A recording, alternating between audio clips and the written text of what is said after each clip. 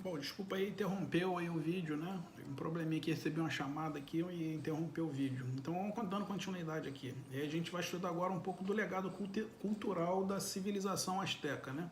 Coloco algumas fotos aqui da cultura asteca para você ter uma noção do que é a cultura asteca, tá? Você vai ver aí no slide.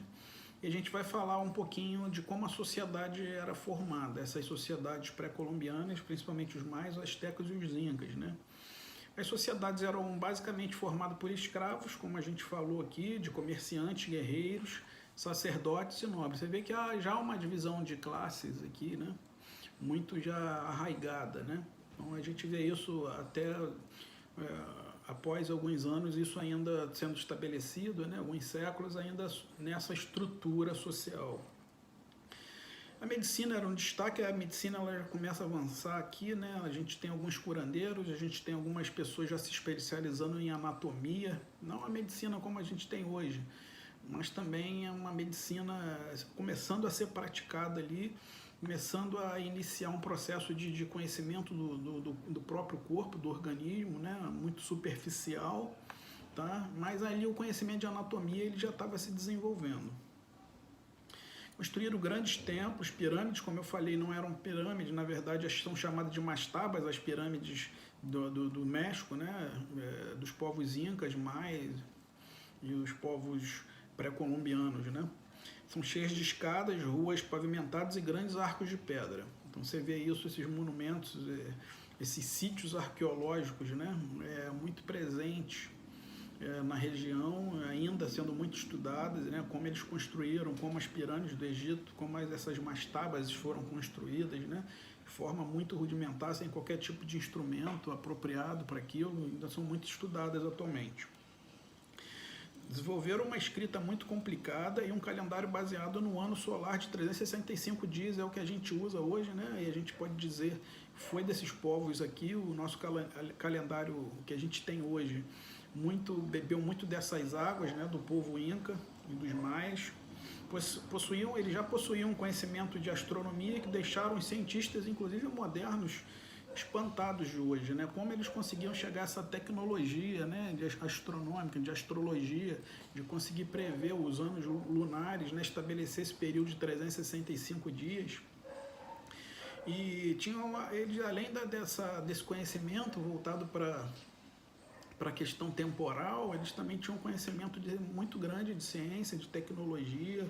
Você vai vendo nas próprias construções um conhecimento muito grande de arquitetura. E além de se desenvolverem muito no que diz respeito à questão religiosa, né? Você vai ver aqui que o Império Maia, como a gente disse, se estabeleceu no México, né? Yucatán, mais precisamente, no Campeche, no Quintana Roo e algumas zonas da Chiapas e o Tabasco. Durante o período formativo de sua cultura, as primeiras aldeias foram construídas perto das plantações de feijão, de milho, abóbora e das colmeias de mel. E foi através dos maias que a gente teve, próximo ali de 2012, muitos devem lembrar disso, a gente teve uma informação que foi muito divulgada na mídia, né, que foi justamente essa previsão, diziam que era a previsão dos maias que o mundo acabaria em 2012. Né, teve até filme em relação a isso, mas houve um equívoco, né, e aqui o texto ele vai explicar que houveram várias teorias de conspiração que atribuíram aos maias uma premonição, uma falha do fim do mundo da humanidade também. Contudo, o erro foi de quem confundiu o Apocalipse, né, na época, com o que os maias de fato previam. No primeiro dia do Bactum 13. Esta data marcava uma mudança de século e não trazia consigo nenhum perigo devastador. Era uma previsão que não tinha nada a ver com o fim do mundo, né? Um fim da humanidade. E aí pegou-se esse estudo em relação às previsões mais e na ocasião, eu lembro disso, havia a difusão de uma previsão de que o mundo acabaria em 2012, né? O que não aconteceu, claro, nós estamos aqui, mas muita gente ficou preocupada, né? Muita gente começou a se preparar para o fim do mundo, justamente por causa dessas previsões dos povos maias, né? Os maias edificaram as suas maiores cidades, você vai ver que eu trago durante o período clássico, chamado período clássico. Você vai ver que os maias aqui edificaram, quando a gente fala das mastabas e do seu processo arquitetônico, você vai ver aqui umas figuras que eu coloco aqui no slide. E agora a gente vai falar um pouquinho da importância do Império Inca na região andina, né? Na região ali dos Andes, né? Muita gente viaja ali para a região andina ali para fazer a escalada daqueles morros, né? E aí você vai ver aqui qual foi a importância, né, do povo Inca na região andina, dos Andes, né? Fixado na região dos Andes, os Incas constituem uma grande civilização que dominou uma ampla faixa de terras pelo território sul-americano. De acordo com o relato da natureza mítica, o povo Inca se fixou inicialmente na região de Cusco, onde hoje é Cusco. Por causa das condições geográficas mais favoráveis, a presença Inca se concentrou na região central dos Andes, onde é uma região que para eles na época era uma região propícia à agricultura, né, propícia ao desenvolvimento social, cultural, religioso e até mesmo econômico, né, para eles naquela época. Então por isso houve aquela concentração dos povos naquela região dos Andes. Era um clima muito propício, né, para agricultura. Eram perto de rios, né, eles tinham acesso mais facilitado à água, isso era importante na época. Então, dada essa importância da região andina ali para os povos incas, né?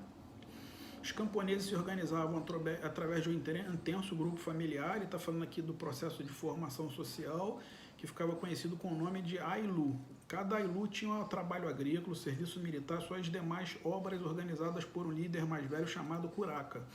Então a gente tinha já uma formação, uma hierarquia sendo desenvolvida ali.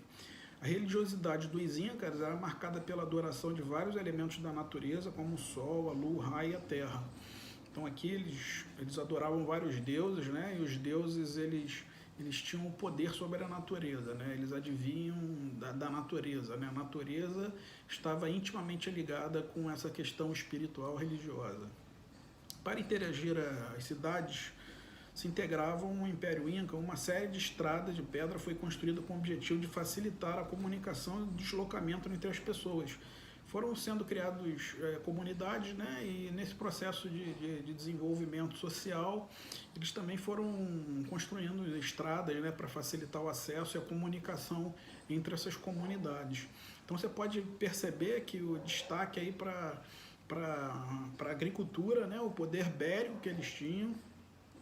A religião dos povos andinos também é uma peculiaridade importante, né? A engenharia e a arquitetura, há um desenvolvimento muito grande nessas áreas dos povos incas, e isso ainda a gente tem um reflexo muito grande nas sociedades que depois delas vieram, né? Até hoje a gente tem muita influência dos incas em várias áreas que a gente está dizendo aqui, principalmente na arquitetura e na engenharia. A gente tem ainda muitos exemplos ainda sendo estudados, arquitetura e engenharia ainda se estuda muito essas grandes civilizações para que se entenda como eles conseguiram chegar a essas perfeições aí com baixos equipamentos, quase nenhum equipamento tecnológico específico para a profissão, né, e sem qualquer conhecimento teórico, né?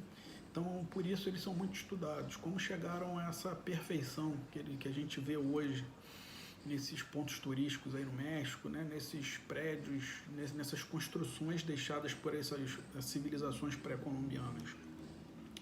E aqui a gente finaliza, né, o módulo, né?